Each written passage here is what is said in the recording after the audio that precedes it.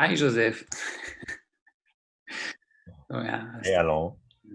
Start recording. Thanks for being here with me, just to talk about you, your practice, your ideas, and maybe we can start with some introduction. Who are you? What you do? Let's see how the conversation goes. Yeah, I don't want to bore anyone with too many personal details, but yeah, my name is Joseph Bartz. I live in Berlin, and originally I come from a city called Rostock. That's at the Baltic Sea. It's in the north of Germany. So I grew up there on the beach, sort of. But now I'm living in Berlin for more than 10 years, and what I do is maybe it's best described as it's an exploration of what is the good life. What is the good life today in this time? Yeah, it's an exploration about how to live, what to do, and also how to contribute to this world and help each other and be there for each other.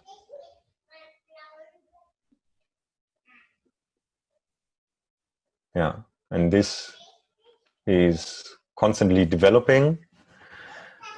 So it started somewhere and now it's going somewhere.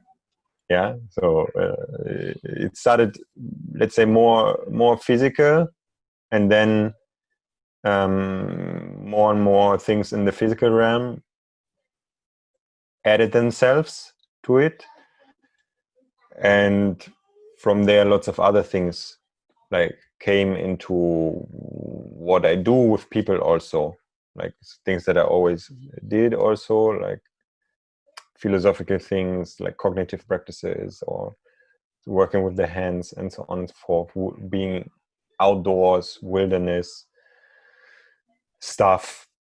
So it's really like a broad mix that is constantly developing. I don't know if this is the right word, but it's changing and things are happening with how I move through my life. Things are also happening in what I do with other people. Yeah. Good. In practice, when you teach, or how is it? How you translate your ideas, what is the good life in your class? Just give some examples, because something like it's a physical practice. Do you speak about your ideas in your class with your students, or how do you do? It depends on the setting, because there are many different settings that I work with. I work with people online, I work with people offline, I work offline with people in classes, I work in workshops, or in longer things, in shorter things.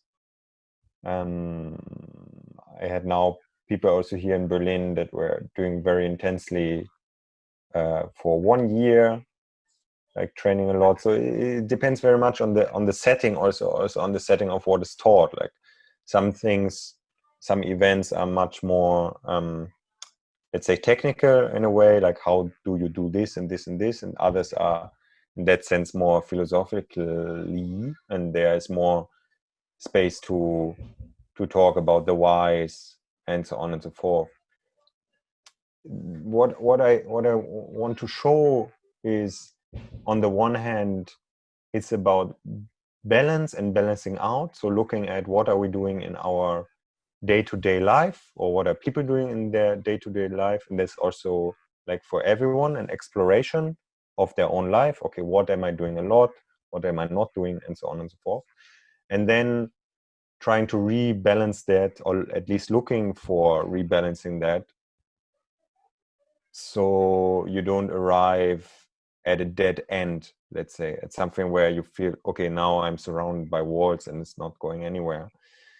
So like, to give very simple example, if someone is sitting their whole day at a desk, then to integrate also some movement. Yeah. And if someone is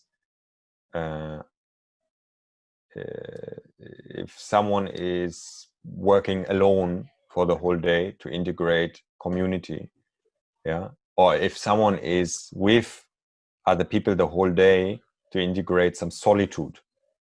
Yeah. And so on and so forth. Yeah. To look for this balance, and to look also for health is definitely like something that is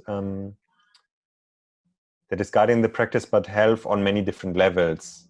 Yeah, like, okay, there is the basics, let's say, how to eat, how to sleep, how to like move, that you feel like, yeah, you have healthy joints and so on and so forth. But also on other levels, yeah, on like a spiritual level, community level, and so on and so forth. And here is also like, depending on the situation, things are working differently, because let's say in the group class, where people see each other regularly over a long period of time, they see each other like 2 times a week or 3 times a week, and so on and so forth, it really creates a community. And this is very much part of the health aspect of going to a group class, and people have this community of like-minded people, and so on and so forth, which can be like much harder in the workshop setting, where it's always new mix of people coming. So there the topic would be less the building of a regular community over a long period of time, because it's not possible in that way, because it's changing people. So the focus would shift more to other aspects of health. But in the end, it's not just about you and yourself and your own health, but as I said, it's about contributing and like getting also into a certain strength, not strength muscularly, but strength, you know, in a different sense, like strength to do good things and to contribute to society. And there can be something like moving can be a very important balancer, and also provider of energy, to like take care of the people that you take care of, and to do work that is good with a certain quality and ethics behind it, and so on and so forth. And because I think it's so important that our life is not just like circling around ourselves, but is connected with the world we live in.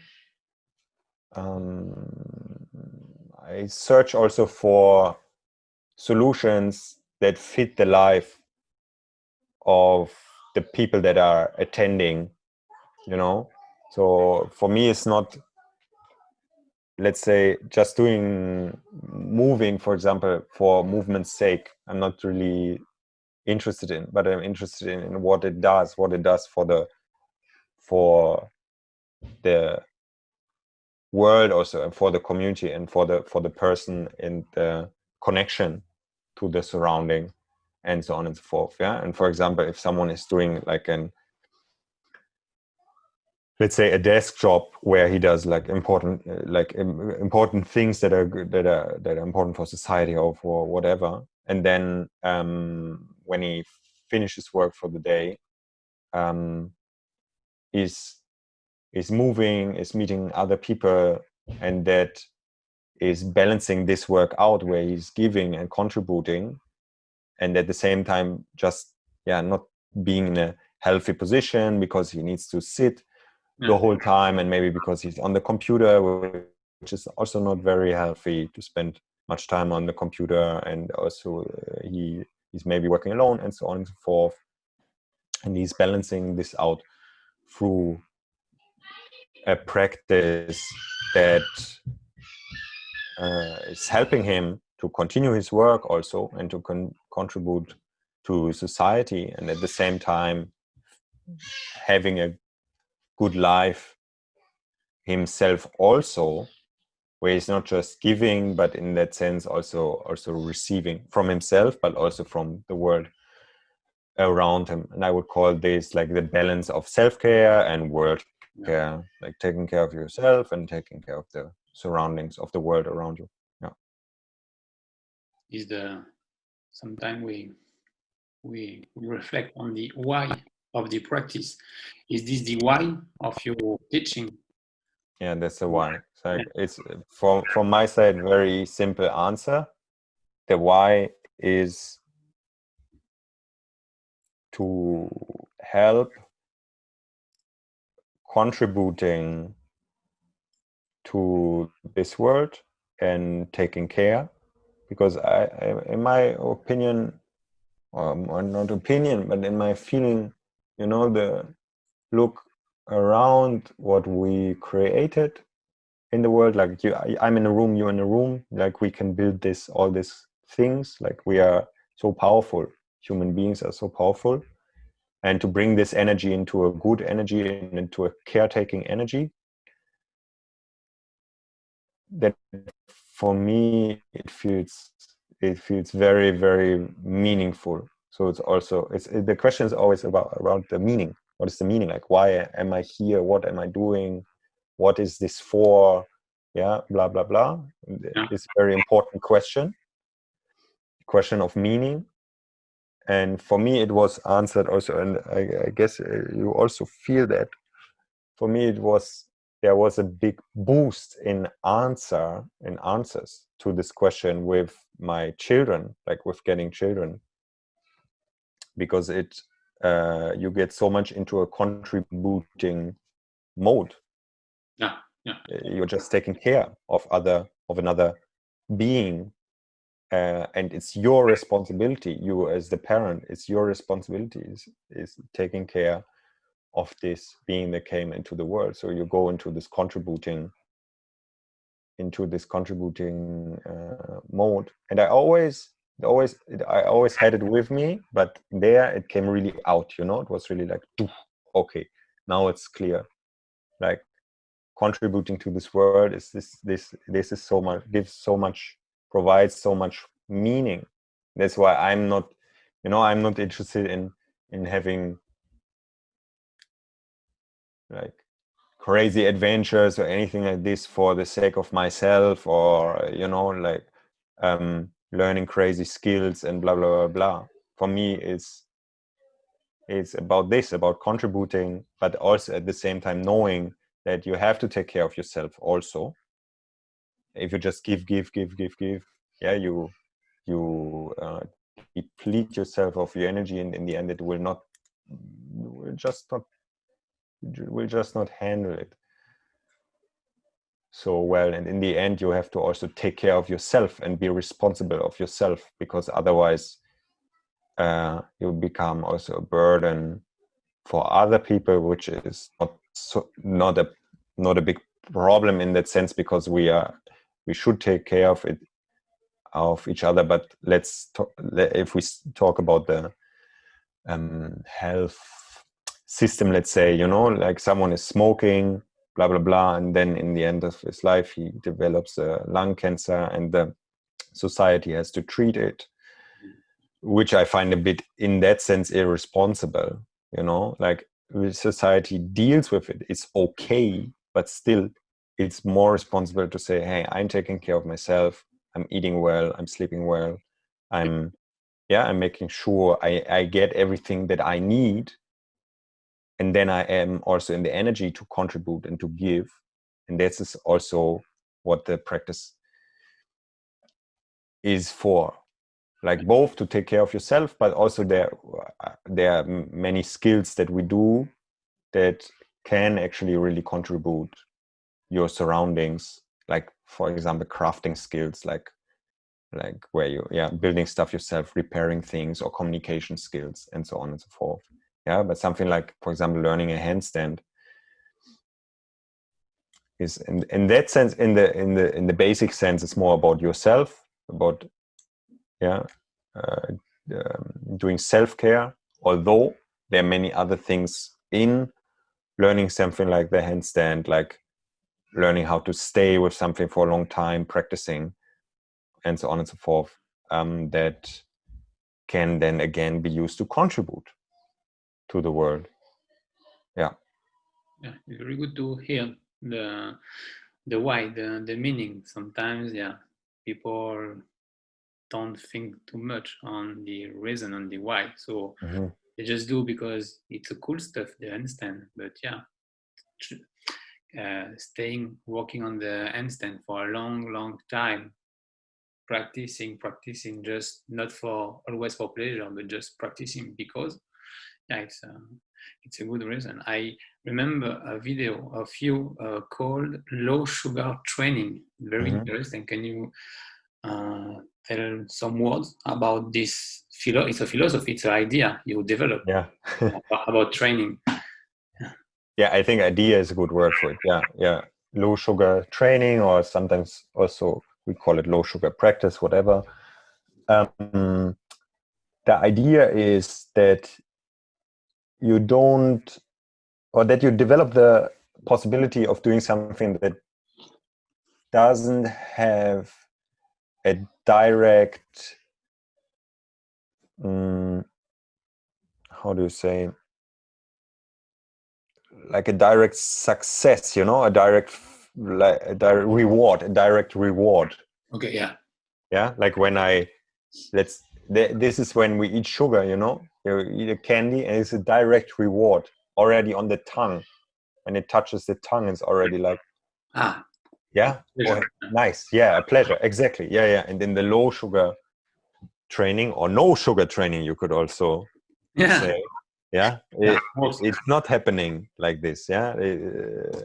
Like eating something that is in that sense not really a pleasure to eat, but it's very healthy to eat. It's maybe very like bitter or something like this.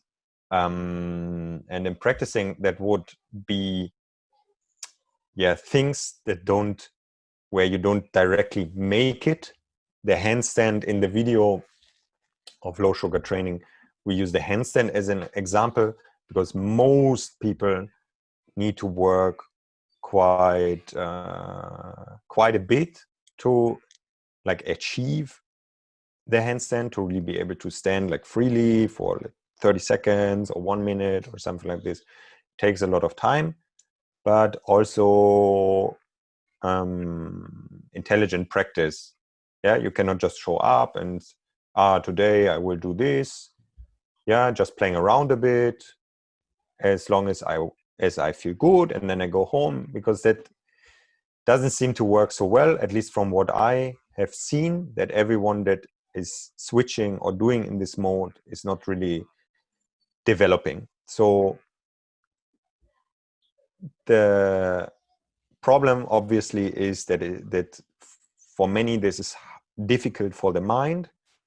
Like we like the instant reward, and because when we are practicing, let's say, high sugar training or high sugar practice and are always used to get instant reward, we get worse at doing low or no sugar practice. It's like when you eat lots of candy all the time, everything else tastes a bit tasteless almost. A bit like it's like sometimes people, when I make a cake, for example, I never put much sugar in, and then people say, for me it tastes more like a bread, but for me it tastes like a cake, because when you eat less sugar anyway, then tiny bit is already like very sweet and pleasurable, and so on and so forth. So practices that have this instant reward are in that sense a bit dangerous. Also good and fun, like sugar also is good, but to be too reliant on this is closing many possibilities. So the handstand is, like I said, always an example that I use, but there are many other things. Basically, what it needs to be is something where where you, as I said, where you don't have instant reward. It's also good if you're not really talented in it. You know, if you feel, oh wow, that's difficult for me, and yeah, something that takes a long time to develop. In that sense, many things can be low sugar training or low sugar practice. For example, learning a language is quite difficult. Yeah, especially in the beginning. Many things are in the beginning also they have easy entry, and then they get harder and harder. Other things have very hard entry, and then they get easier and easier. Language is very hard in the beginning, the first steps, when you know nothing about the language, and then it becomes easier and easier. Like now, when you know English and you talk, and okay, it's you practice English, but it's not the same like in the beginning. So that's things that are like this are very usable for low sugar training. Something where you don't, like, you start and you don't see through. It's like you enter the jungle and it's like, wow, nothing is really happening here in the beginning. And it can be also like playing an instrument, especially an instrument that is hard to play, you know, to make a sound. Like piano, for example, is relatively, like, you just press the keys and you make a sound. Also good for low sugar training. But if you have something like a certain form of trumpet or something like this, that is difficult. There's some flutes also, it's very difficult to actually even make a sound. You're like, oh, nothing is happening. It's good. It's no sugar training. At some point you get a reward, but it's delayed, and then you learn also not to be reliant on it, you know, like Qigong or Tai Chi are also very, very good for it, or meditation practices and so on and so forth. Time before feeling something. Exactly. There are many possibilities. They are actually everywhere in plain sight. Things to do this practice. You just have to choose one and start, and then it will actually provide a lot of freedom. Provides a lot of freedom if you're not reliant on the reward. You're not reliant on a reward, and you can just, like, from your inside practice. You know, it's like a child that always does something and then turns around and says, look, how was that, and blah blah blah blah. It's the child that doesn't need that so much, that is just doing its thing, and also likes when the parents are saying, nice, and when the parents are excited, also likes it, but it's not reliant on it. It's much more free in how it can develop and move and so on and so forth. So in that sense, rewards can be restricting, narrowing what you're doing, because then you search for the next reward, and for the next reward that you see that is in plain sight, that you get quickly. That's low sugar practice. Very good, interesting approach. Also, having that idea in mind can help to practice something, without immediate reward. Okay, let's talk about strength training. Something we heard a lot. It's the more you do, the best you come at the strength training. But we are so much different bodies, chemistry, schedule also. How do you teach strength? What do you, what things you recommend to your students about it? The classical bass, sass, legs, or some ideas about strength training? Yeah. The practice always has to fit into the life. That's the first important thing. What do I do? What is important for me in my life? What is the time that I have? What is the energy that I have? And then you need to decide realistically for something that is possible. And you also need to know what are your goals. Why is someone doing strength training? There are people that, for example, they like the feeling of the strength training, the pump feeling. Yeah. Okay. Sorry, I have birds in my kitchen. I threw things, but they stay. Wait a minute.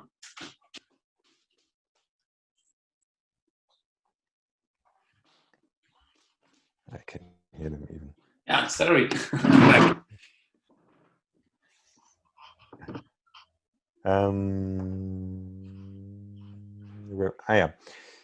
It has to fit into your life, blah blah blah blah. So some people are really liking the feeling of strength training, for example.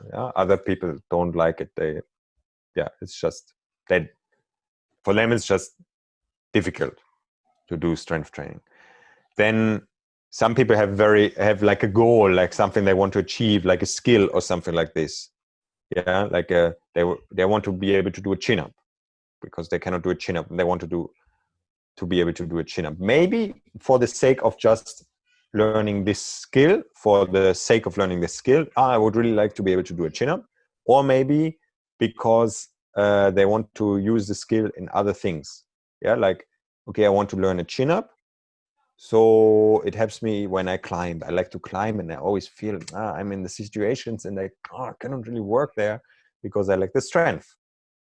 And then there are also people that are doing strength training for the health aspect, and it's not for them about learning certain skills or something like this.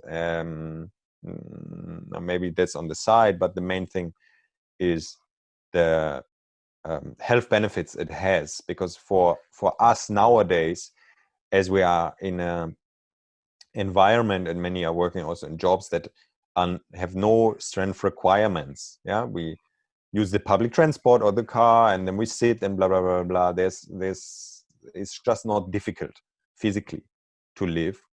And then the strength training is, for example, helping to keep the joints strong and the bones and so on and so forth. So depending on what your goals are, and what life you live, that would also change how to approach the strength training, because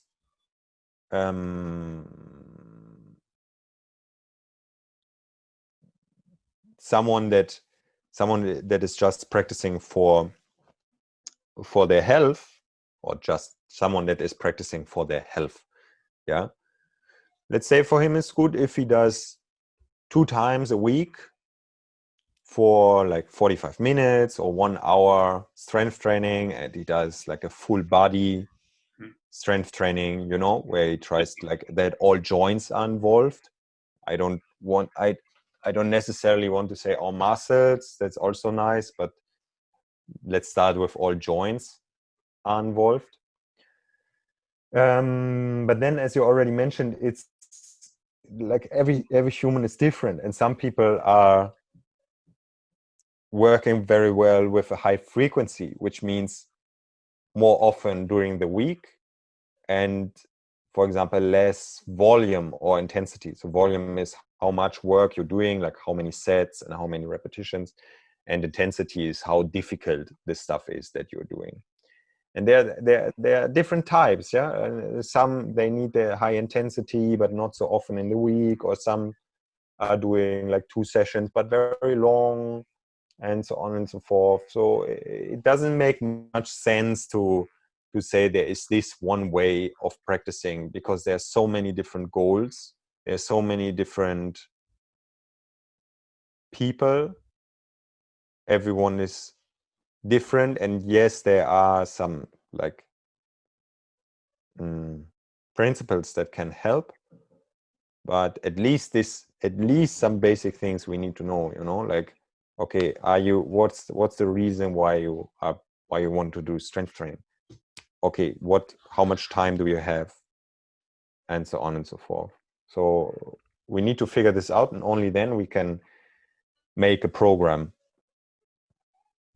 Yeah. Can you speak about the stillness, the quietness, or things like that in your practice, the place of the importance of that kind of practice in your practice, in your teaching? Yeah. Many Westerners have a huge problem with boredom and with accepting that there are moments where there's nothing to do, or how powerful it is to doing nothing. Which has two sides. Like, one side is that you might be from a society, like, for example, German society, especially when you're from a Protestantic background, where it's normal to do something all the time, to not be lazy, but okay, boom, boom, boom, what's the next thing to do? Blah, blah, blah, blah, blah, blah, blah. Yeah, there's a cultural thing also. Some cultures are more in this sort of ethic, while other cultures are more relaxed with this. So yeah, let's say if you're Protestantic German, you're more prone usually to move around and search for things to do, in comparison to being Catholic Italian or something like this. That's one thing. And then on the other hand, we have the problem that the world is full of stimuli, especially nowadays, and of man-made stimuli. Because what I also notice with my kids is that when you're in the middle of the forest and there's one thing somewhere that is man-made, they will immediately notice it. Yeah, there's lying around a shoe in the forest. They will notice the shoe, like in everything. They notice man-made things, artifacts. So we react very much on these man-made things, and especially with digital items, we tend to be really like with our attention. Yeah, or you walk through the city, and obviously things are made to catch your attention, like an advertisement or a shop, and so on and so forth. Like, things are asking for your attention, to catch your attention. And so especially when we live in a big city like Berlin or Paris, and you walk through the city, there's something on every corner. Then we are at home and we have the computer, we have the internet, and there's also something in every corner of the internet to see and to experience, and so on and so forth. Like everywhere there are things, there's stimuli. There's this, in that sense, sugar, because the brain likes it, that things are happening. Yeah, there's something interesting. Oh, there's something interesting. And there's something interesting. There's something green. There's something blue. Blah, blah, blah, blah. Yeah, here's a video of cats. And here's a nice book that I haven't read. And here is a new pair of shoes that looks very nice, and so on and so forth. And especially these two combined can create that people never sit somewhere or stand not doing anything, because they always do something. Like they are coming home from work and they sit on the couch, and then we watch something on the TV. Yeah, but to sit there and doing nothing, and to say, okay, that's it, now there's nothing to do, which can be in the evening, but can be also in the early morning or midday or something like this. But to have this moment of can be 5 minutes, but can be also 60 minutes, where you just sit and there's nothing. You don't even do it like a meditation or something. This where you focus on something, or where you try to get to the next step with your mind, or blah blah blah blah blah. Yeah, no, it's nothing to do. Just in that sense, stillness. And this is very powerful, actually, also for the people that want to do things, because it's like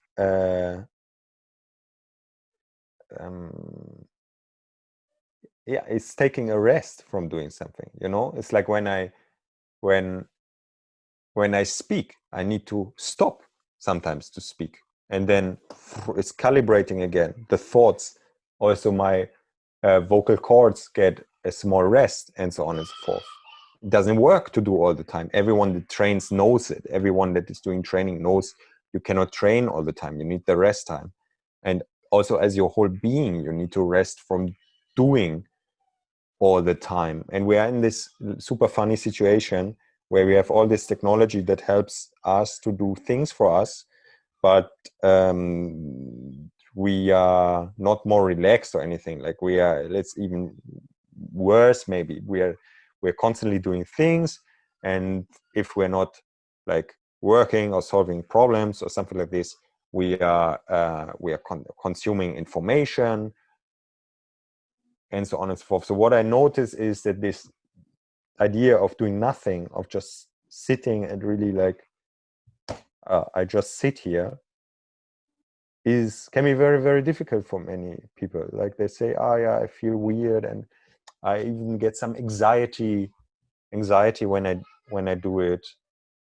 So to be able to do this, I realized for myself how powerful it is, how I can do much better after also. Yeah, how my doing is more clear, in that sense, more targeted, more like what is important. Also in a sense more relaxed and more able to do low sugar things, and to stay very long with something, instead of like jumping from here to there the whole time, and then in the end realizing I didn't really do anything. Yeah, I just jumped a bit from here to there, but nothing really, happened from it. I could have also just sat there and do nothing. Mm-hmm. And I wouldn't have been less productive, because very often it's just like, and nothing really is happening. Yeah. So yeah, my recommendation would be for people to try that, starting with 5 minutes. Just sit there. The less stimuli there is, the better. So for example, in nature, or in an sort of empty room where there's not much happening, you put a timer, put it on 5 minutes, and then from there increase the amount, and you can start with doing it 3 times per week or something like this, and then at least doing a phase at some point in your life where you do it every day, and then, for example, every day for 30 minutes or something like this. Even if you not continue then and just do it sometimes, to do it for, let's say, a month every day for 30 minutes will create such a like experience already for you that you can connect to always. Yeah, and you always know, I can also just sit and do nothing, and it's also fine and good, and the world is not like, the house is not falling down, yeah, only because I do nothing for 5 minutes. Yeah. Do you use other stillness tool, maybe meditation or Yeah. Okay, yeah. Yes, I also do different forms of meditation. Yeah, like like Vipassana style meditations, but also meditations from other places. For the last 3 years, I'm doing something that is called full presence meditation by I think it's a French person, actually. Danny Bois is his name, and I go to someone in here in Berlin that is teaching me this for the last 3 years. So I'm doing various forms of meditation, and sometimes more, sometimes less. So sometimes I have time to, let's say, to do a meditation session, and other times is let's say integrated into my doing. Yes, like to approach things with a certain mindfulness or with certain spirit or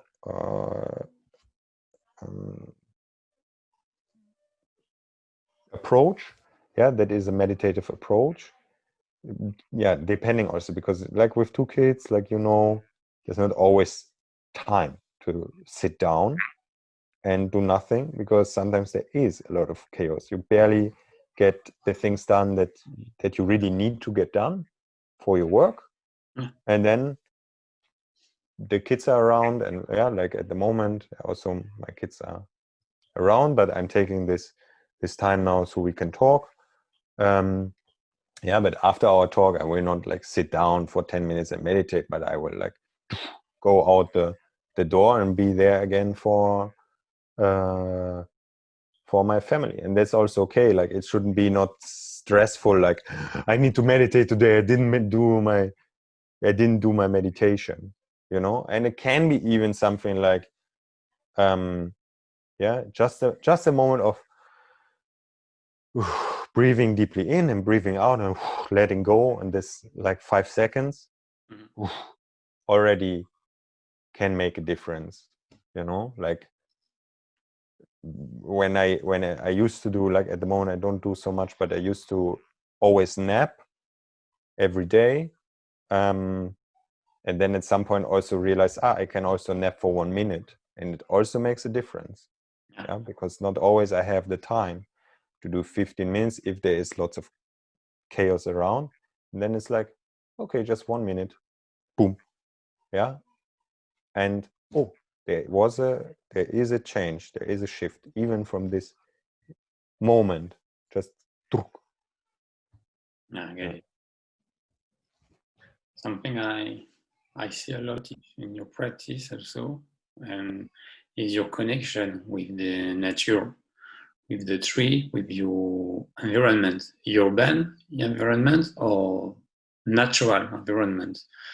So, can you speak about this approach, maybe the need of being in nature?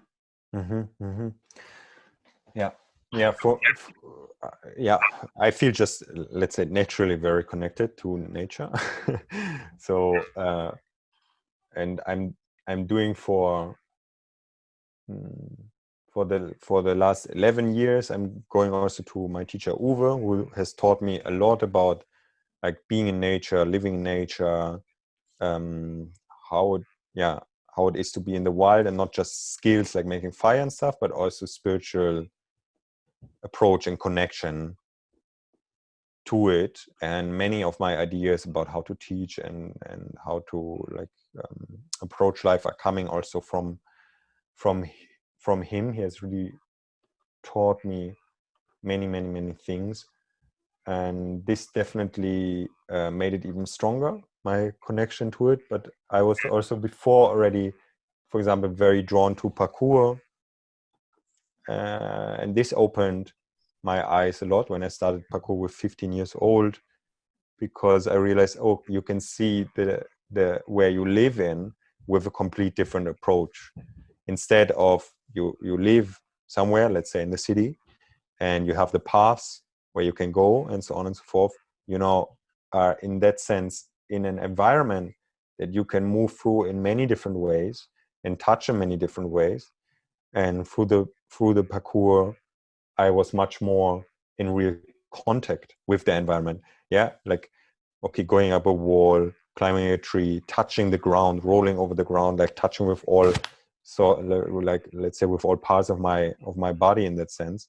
Yeah, and then in summer maybe you don't wear a t-shirt and you roll, and you have a lot of contact with different materials, and it does a lot. Like we are, yeah, like the touch, we know, and how important it is, how powerful it is to touch another person, but also the environment, and especially also living things like trees. And nowadays we tend to have this bit weird connection with nature, also with protecting nature through like leaving nature alone, which of course makes sense, but on the other hand it creates a bit of a problematic situation. Yeah, like now, okay, we have like all sorts of regions that are protected, and in these regions you're not allowed to go. But even in a public park, it can be sometimes, like in some countries, like in the UK, for example, it's often not allowed to climb a tree. Yeah, so you can barely, you can go in contact with the tree, you can still touch it, but the connection with the tree when you climb it is stronger than just touching it with your hands, because again you're using the whole body, and maybe also barefoot and so on and so forth. But even just touching with the hands the tree, is something else is happening from just looking at it. Yeah, or listening to the noise of the tree, or smelling, is another sense that you're integrating. And now we walk through the forest, and there's the path through the forest, and that's it. Yeah, the trees are there, and you walk through the forest in the shoes, and there's zero touching of the forest happening while you move through the forest. Zero, because you're in your shoes and you're not touching anything with your hands or anything else. And like this, something is really missing. And this also, with the internet, things are getting in that sense stronger, that also now we can have contact with other people, but it's impossible to touch them. And I feel that's important, but it's not just the touch, it's like everything in that sense, like being in nature, the sounds, what you see, like, nothing wants your attention when you're in the forest. Like it creates a complete different mind. Obviously there's more calmness happening there than in the city, but also the city, you can make yourself, like you can become much more of a, let's say, friend with the city, also with weird constructions that usually look very ugly. But through the parkour, I noticed, there's like concrete blocks that are like on the one hand really terrible. Like they are not, there's no beauty in it. They're just functional. They're just, like everything is rectangular, a complete different style of how things are. Because if you look at old buildings, like there's always this extra stuff at old buildings that is unnecessary, completely unnecessary. Like the door behind me also has some sort of extra things, it's not just, but it goes a bit in and out. It has these different parts and so on and so forth. It's not necessary to build the door like this, but we used to do a lot of these extra things that make things also appear more natural, but it's disappearing, or maybe it's coming now a bit back. But like from 50s to 90s, was not much happening for the normal person. So we build all these places in the city that are in that sense so ugly and so unnatural, because no one in nature is just like flat this and then rectangular this, and it makes something with our mind to be in these environments that are like but through connection with it and moving through it,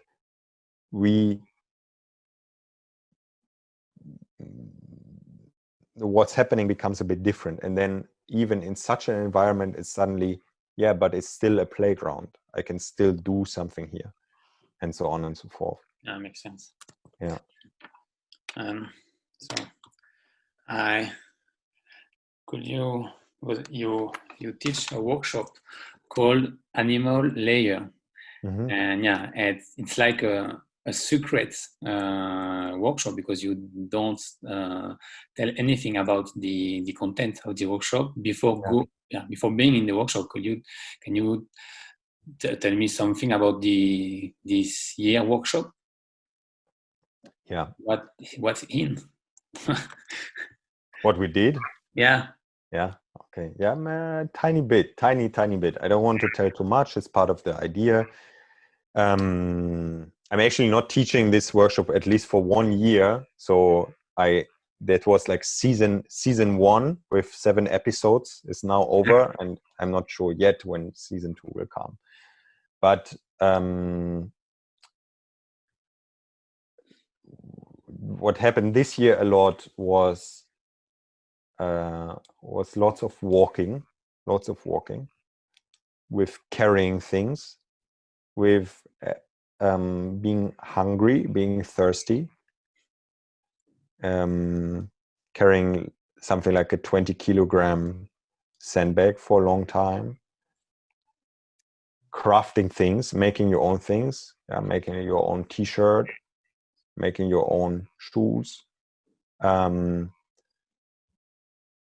getting, instead of using the water from the tap, going to a lake, getting the water, filtering the water, being awake in the night, playing like sort of certain versions of hide and seek games.